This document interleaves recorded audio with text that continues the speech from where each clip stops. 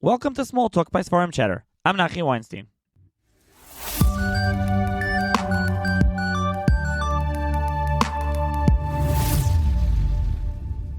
On this episode of Small Talk, I'm going to be joined by Rabbi Yehoshua Forgy, who is the author of Haggadah Shel Pesach b'Damai Chayi, an exploration of chosenness, anti-Semitism, and the arc of Jewish destiny. So, thank you, Rabbi Forgy, for joining me. Thank you so much for having me, Rabbi Nachi. Very nice to meet you. What can you tell the listeners about this Haggadah? This is a project I'm really excited about, and Baruch Hashem that we're at this point. That I'm putting this out. It's really excited. They say that art is born out of emotion. I don't know whether that's always true, but this project very much was. When I was growing up or when I was in Kollel, I didn't specifically envision myself putting out a Haggadah.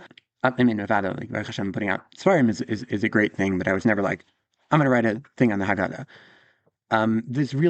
The entire inspiration for this project came after October 7th, which, of course, that terrible day hit me very hard, and it hit all Yidden very hard. But what also hit me hard in a almost existential way was the world's reaction to it. I would have thought, any reasonable person would have thought, that after October 7th, at least the world would finally see, okay, maybe we were wrong about the Arab-Israeli conflict. Maybe there are good guys and bad guys here. And hey, we should say sorry to the Jews for giving them a hard time. And instead, we saw just the opposite. We saw a massive increase in anti-Semitism, which defies all logic. People tearing down posters of hostages, children, even, right? Posters of children. That has nothing to do with war, has nothing to do with your stance on colonization. That's simply wrong. That's depraved by anyone's standards. And then the genocide charge, calling a defensive war a genocide, where if Hamas just lays down their arms and returns our hostages, the war would be over tomorrow. Using the word genocide, it was so obscene, it was so depraved, it was so beyond anything I could possibly have imagined. It just forced me, and I think probably many Yidden, to have a reckoning with just basic assumptions we had about society and our place in society. And as comfortable as we've become in Gullus, notwithstanding that it's Gullus, but we do unfortunately become complacent. And, I had been through law school not that long before. I went to NYU, and, I had friends, and it was nice, and I feel I'm integrated into society, and we all felt we were integrated into society. And this forced us to have, I think, a reckoning on a very basic level of, like, what the world is and who we are and what our place in the world is and what it means to be a Yid, because you suddenly felt singled out and scrutinized and othered in a way that had been easy to ignore beforehand and now suddenly became so prominent. And identity and Jewish identity as an Am Nivchar, as like a different sort of a people, became so prominent and so salient that it just became impossible to ignore. And I was just working through all these emotions, and very much my worldview had been shaken up. And I started to think, okay, where in Yiddishkeit do we find a deep dive into Jewish identity and specifically the Guy Mikarev Guy aspect of it, like Jews vis-a-vis non-Jews and Jews vis-a-vis this world and our place in the world and our mission in this world. So, spoiler, I just gave it away, Guy Mikarev Guy. What I started to realize, and I started to make connections in my head, is Pesach, more than any other Chag, is very much connected to this theme, right? Pesach is the Leidah of Am Yisrael, but that's well known in Sifrei Machshava. Maharal talks about that. That's, I think, very well established that Pesach represents the Leidah of Am Yisrael. It's our birth as a nation. It's Israel qua Israel, as Am Yisrael became Am Yisrael through Makas Becharis, through Karban Pesach, through Yitzias Mitzrayim. And befrat that angle of Guy Mikarev Guy, that how we were subsumed within Mitzrayim. People even talk about the concept of Ubar Yarech Imai. We were almost like engulfed in Mitzrayim, like a fetus, and then we came out as an independent nation. So all these themes that I had kind of been fixating over, of like, who are we in this world, I realized really tie into some of the themes of Pesach. And so I started this project as an experiment. I thought to myself, I have a hypothesis here. My hypothesis is that the Haggadah on Pesach will shed light on a lot of these themes I've been ruminating over. Will tell me who we are and what we're supposed to be and what our place in this world is. And I thought to myself, let's see if this hypothesis bears out. And so what I tried to do was just piece by piece, shtickle by shtickle, I went through the Haggadah, I went through the Maggid, and I wanted to learn up the Haggadah in a serious way, in a respectful way, the way you learn up Memari Chazal, asking b'derech shakla v'taya, with textual diyukim and the actual lashon of Chazal. This is mechilta. I mean, the Haggadah is an actual brisa, right? So the same respect and serious methodological rigor that we would apply to Gemara, that you would do in the Rashba and a Taisus. This is a mechilta. It's a brisa. I'm going to learn up the Haggadah, and I'm going to ask kashas the way you would typically ask kashas, a stira here, a diuk there, something seemingly redundant, whatever it might be, and see if I can answer these kashas and if I can say pshat, if I can say taich in the Haggadah through this kind of a lens or this theme of Jewish identity and chosenness and otherness and who we are as a people. And as I said, I kind of went piece by piece, and by the time the project was finished, I wasn't trying to shoehorn. Let's be clear. You could interpret anything through any lens, right? If you wanted to interpret the Haggadah through the lens of baseball and interpret every piece through a Yogi Berra quote and a Sandy Koufax story, you could do that, right? Just because you could doesn't mean you should. But I thought to myself, let me see if we can honestly, with intellectual honesty, again, respectful, serious textual analysis, if I can learn up Pshat in the Haggadah through this theme. And Baruch Hashem, I actually think it worked much better than I expected. When the project was finished, I felt that in a number of places, this really led to what Lanius Daiti seemed like really serious, illuminating emistic mahalich in certain parts of the Haggadah, really through almost the entire Haggadah, the Maggid, I mean, particularly Maggid. I didn't write on Hallel, but on the Maggid, I think I came out with a lot of good pshatim that I felt was worthwhile to try to publish and put it out there for the world. So that is how this project came about. Great. I think you answered a couple of questions that I was going to ask, which is one, I always ask when I do a Haggadah, like with a Chumash Sefer, why another Haggadah? I think you answered that there. And the second of all was, anti-Semitism, chosenness, and the Haggadah, like as you mentioned, you can interpret anything through any lens. And the Haggadah has been like the place, I think, more than any other Sefer that's been interpreted through like the lens of whatever. I mean, you have such like baseball type Haggadah, Shakespeare Haggadah, they have all sorts of like these type of, Right. silly to some degree Haggadahs. So, and when I saw your Haggadah, and I posted about it in Storm Chatter Chat, and some people were like, what? Anti-Semitism? Like, is he just like twisting himself into a pretzel to try to put that on? Like, I think right, that's the reaction. I'm sure you've probably gotten that to some degree. So I think you just explained it. So I think it would be good now if you gave some examples from your Haggadah of how, like you said, you ask the typical questions, you try to tighten it up, and you try to go through it in this way. So if you can explain, I think, to the listener that they can get a feel of what the Haggadah b'Demai Chayi is like. Sure, for sure. Yeah, thank you. And yes, I definitely appreciate the question. And it is possible to shoehorn anything into anything. And for the most part, I avoided shoehorning. I can't promise I never did it, but no, really, really, most of it was a pretty serious project. So yeah, a couple of examples. So one on the Russia, right? We have the four sons. We have the Russia, and the Russia famously says, "Ma avodah zos lachem," or what are you all doing? And it says, that's such a chizbedic question, knock his teeth out. If you look at the lashon of the, and again, it's a brisa. If you look at the lashon of the brisa, if I were writing it, okay, I would have said, ulefi sheparakol, because he was parakol. He says, I'm not interested in mitzvahs. Ma avodah zos lachem. You guys bother yourselves with mitzvahs. I'm not going to do mitzvahs. Ulefi sheparakol, it's kilu kafar baker, and it's bad. That's actually not what the Brisa says. What the Haggadah says is lefi shehitzias atzmei min haklau, because he removed himself from the group. That's kilu kafar be'ikr, and therefore he wouldn't have been redeemed. The issue the Haggadah zeroes in on is that he was hitzias atzmei min haklau, what we would call his perish min hatzibur. He says, lachem, you guys do mitzvahs. I'm not part of that community. I'm not part of that community. What it almost sounds like is, if he'd just been saying, I'm lazy, I'm not interested, I don't believe in this stuff, maybe that would be forgivable. But to be Perish min hatzibur and say, I'm not part of you guys, that's what's kilu kafar be'ikr. And that's, I think, a givaldik chiddush, that rises to the level of kafar be'ikr, and that's what the Haggadah says is no good. And I think this connects to the famous medrash people always quote, that one of the things that we merited redemption in Mitzrayim was that they didn't change their clothes or their names, or right? Their Jewish identity. They held on to it. Even though they were worshiping Avodah Zarah, at least they were like, we're going to dress like Yidden. We're going to talk like Yidden. We're going to name our children like Yidden. There's a certain mila to having Jewish identity, even if Rahman al someone's not Shem Torah mitzvahs, he says, Ma avodah zarah lachem, at least he could say, I want to be part of the group. But if he says I'm not part of the group, then he's crossed the line.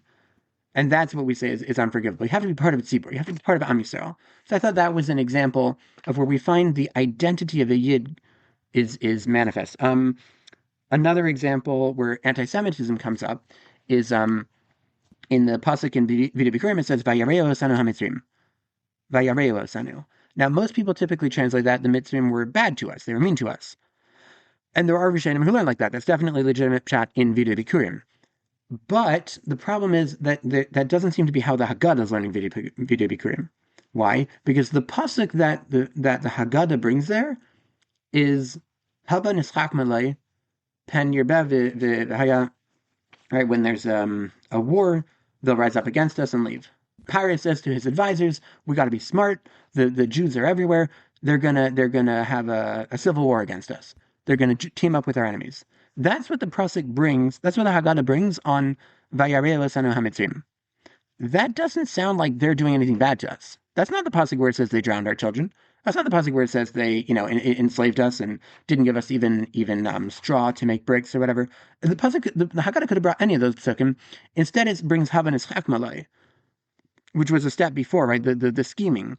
So it seems more likely that the Haggadah is learning like the other Rishonim. I don't remember offhand who it was. Maybe the Orchos Chaim, but there are Rishonim who bring down Vayareu osanu hamitzrim in this context should be translated as they considered us bad. Not they did bad to us, but they considered us bad, is how the Haggadah is learning. And it comes out, in line with our theme, that's history's first blood libel. We're minding our own business, trying to be good citizens, and people are just coming up with wacky conspiracy theories. They're gonna rise up against us. And you see the Jews are just like singled out for things they didn't even do. People are coming up with all sorts of Baba in their head about what the Jews are doing bad. So I think that fits this theme. And I'll say one other, and maybe this is enough.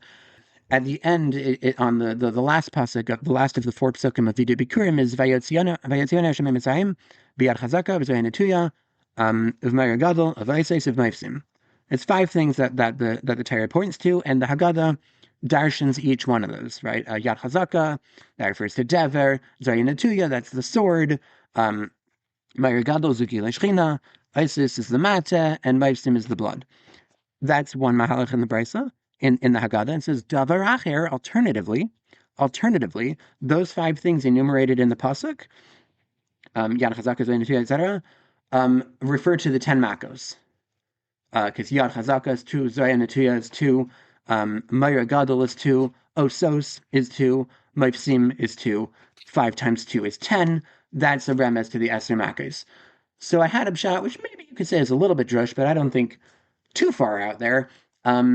Did Hashem take us out with the 10 makos? With. Vayotzionu Hashem Mitzrayim bi Yad Chazaka. With. Bases with, seemingly. Did Hashem take us out of Mitzrayim with the 10 makos? The makos, the were to punish the Mitzrayim. And then after that was done, Hashem took us out of Mitzrayim. Maybe the 10th and final one, Makas B'chayres, that was what made Paro finally be like, okay, forget it, I surrender. But certainly the first 9, it doesn't seem like Hashem took us out with it. So I wanted to suggest, maybe you could answer this LP Mishnah in Pirkei Avos, 2 Mishnayos in Pirkei Avos. One says that Hashem did 10 makos on the Mitzrayim in Mitzrayim, obviously. And the other one says Hashem did 10 miracles for Bnei Yisrael in Mitzrayim. And the Vilna Gaon says it's Hanuhach.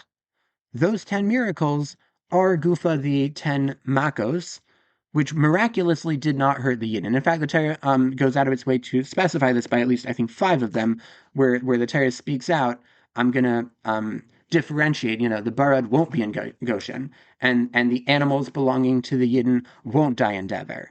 And by Makas B'charetz V'lo Yecharatz Kelev L'shono. The Torah speaks out by, I think, about 5 of the 10 makos explicitly. You'll see that I protect my people. So I wanted to suggest, perhaps that's what the pasuk means, that Hashem took us out with the 10 makos, because by every single makkah, Hashem made a point to conspicuously protect Am Yisrael in a way that cements our identity as an Am Nivchar. Hashem is saying, these people are under my patronage now. Every single makkah, by protecting Am Yisrael and doing that, like I said, in a conspicuous way, Hashem is showing, these are my people, and I'm protecting them. And that creates Am Yisrael, because again, Yetzias Mitzrayim is the Leda of Am Yisrael. First and foremost, that's a theme I talk about throughout. That Yetzias Mitzrayim is not just about, oh, we're no longer slaves, now we're free. That's, of course, beautiful. And it's not just about we left Mitzrayim to go to Eretz Yisrael. Of course, that's beautiful. But it's even more than those two things. This is becoming Am Yisrael, becoming a nation. When Hashem conspicuously protects us from these makos that he's doing in the Mitzrayim, he's creating that Havdalah. He's being Mavdil every single time. Mitzrayim are like this and Yidden are like that. That creates this Am Nivchar, this special chosen nation, and it cements our identity as something. We're no longer like Ubar Yarachimai, like just a part of the Mitzrayim mired in their culture. We're very much distinct. And so these are the kinds of themes that I try to go through. And there's a lot, and I really tried to bring rayas. I really tried to source this in textual diukim, and I bring a lot from Maharal, Ramchal, and again, Rabbi Yitzchak Chayi, who was a Talmud of the Talmud of the Gaon, and he has a very well-respected commentary in the Haggadah. Rabbeinu Yaakov Melissa, more commonly known as the Nesivos, the Nesivos who often argues with the Tzais HaChayshin. He has a canonical pirush on the Haggadah that I drew from extensively. So I tried to really bring pretty authoritative sources and sort of weave these things in. Who would you say the Haggadah is meant for? I hope everyone, right? No, it is a little bit involved in terms of the Shaklavataria. The pieces are somewhat longer. You know, what I will confess up front is not all these things are suited to actually saying over a shtickle at the Seder. It might not be things that'll get the kids inspired. I confess that if you're looking for like quick gishmak, to engage the family, which of course is your Iker mitzvah. I'm not trying to denigrate that in any way. That is your mitzvah, but he got to the this is not necessarily that. These are a little bit longer, a little bit more involved.